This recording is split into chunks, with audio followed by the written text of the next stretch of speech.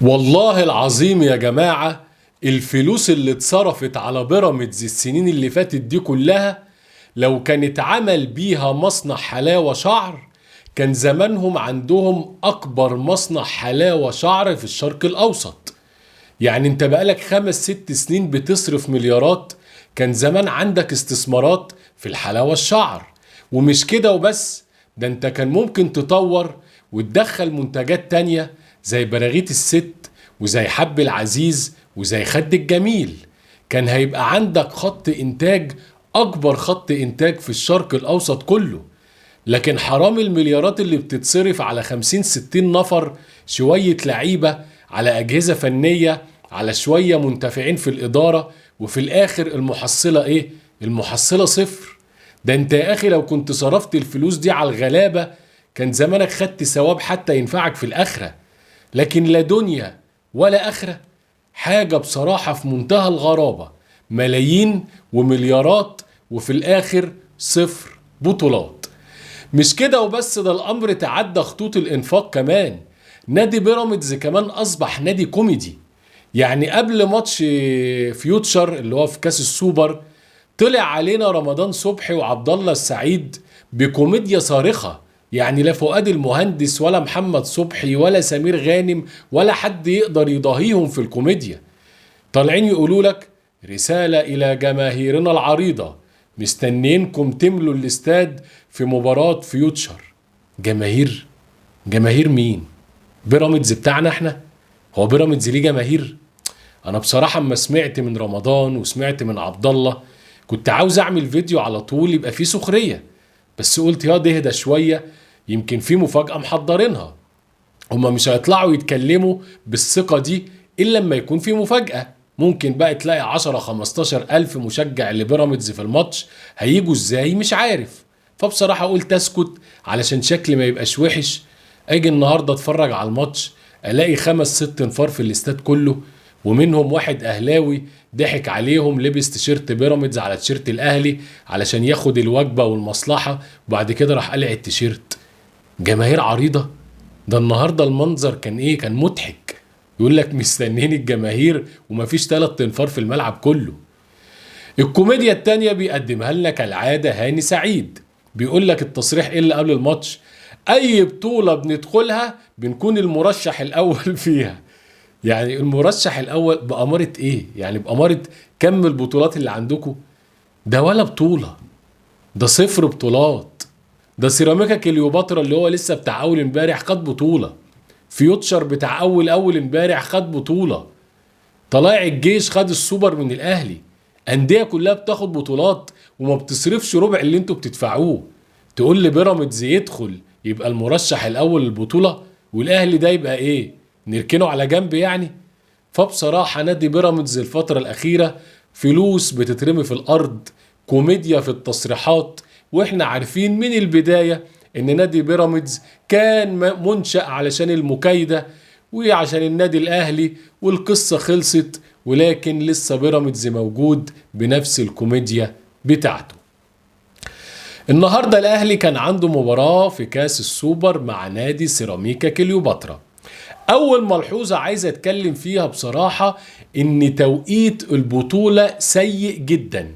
يعني بصراحة اتحاد الكورة حاطط البطولة كده حشر في النص. لسه الاهلي كان بيلعب يوم الجمعة في كاس العالم للأندية، يحط له ماتش يوم الاثنين، فرق يومين فقط، وسفر من دولة الى دولة. وشفنا النتيجة النهاردة، إصابة محمد الشناوي حارس مرمى النادي الأهلي ومنتخب مصر، وأيضا إصابة ياسر إبراهيم مدافع النادي الأهلي ومنتخب مصر، وانت داخل على كاس الأمم الأفريقية.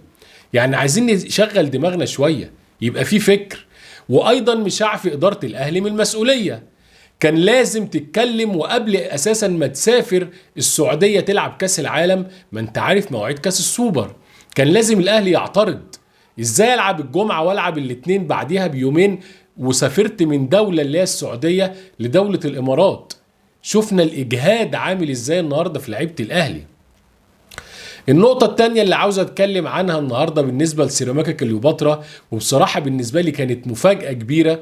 انا قلت سيراميكا هيعمل ماتش كبير، بقاله 10 ايام ما بيلعبش، بقاله اسبوع عامل معسكر في الامارات، بيقدم السنه دي كره حلوه مع كابتن ايمن الرمادي، احمد القندوسي، محمد ابراهيم وباقي المجموعه. وفاجأ ان سيراميكا كليوباترا من اول دقيقه لاخر دقيقه ضرب ضرب ضرب ضرب، وكأنهم بيلعبوا مصارعه. يعني بصراحه انا استغربت كميه تدخلات عنيفه على لعيبه الاهلي، مش عارف ايه سببها. هم مش مركزين في الكرة خالص، مش مركزين في الماتش.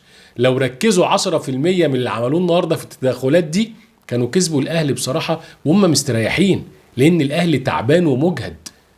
لكن بصراحه شفت النهارده امر غريب وساعدهم على كده كابتن محمد معروف اللي يا دوب بيصفر الفاول. طب ما انت شفت تدخل اكتر من مرة وبقوة وبعنف، كان لازم الانذارات تبقى كتير عشان تقدر تسيطر على الموضوع ده.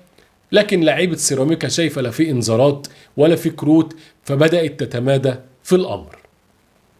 مباراة النهاردة الاهلي قدر يطلع بيها لبر الامان، يوصل للنهائي في تعب في اجهاد، ولازم نعذر اللعيبة. شفنا اصابات النهاردة، هدف في الاخر للمتألق امام عاشور بمجهود فردي من نص الملعب، بيعدي من لاعب وبيعدي من التاني وبيتوغل وبيحط الكرة في اتجاه المرمى، بتخدمه وتخبط في مدافع سيراميكا علشان الاهلي يفوز فوز صعب على فريق محترم ويوصل للنهائي يوم الجمعة ان شاء الله مع مودرن فيوتشر في نهائي كاس السوبر. التغيير الوحيد اللي عايز اعلق عليه النهارده بالنسبه لمستر مارسيل كولر، لان مارسيل كولر قصته كلها او سلبياته كلها في التغييرات. عمره ما يعمل تغييرات كلها تبسطك او تبقى زي ما الكتاب قال، زي ما بنقول. تغييرة خالد عبد الفتاح على حساب علي معلول. يعني في حد اسمه كريم الدبيس لاعب رائع، يعني في الباك الشمال مستقبل للنادي الاهلي. خلاص قصه احمد فتوح اتقفلت، فركز مع الراجل ده. فنفاجأ النهارده علي معلول بيطلع راجل واخد انذار وراجل خلاص استهلك بدنيا، فالتغيير كان مظبوط. ولكن فوجئت اللي نازل خالد عبد الفتاح اللي هو لا عدلته ولا مكانه ولا مركزه، وكريم الدبيس ما بيشاركش، واليو ديانج اختفى، ومحمد مجدي قفشه اختفى.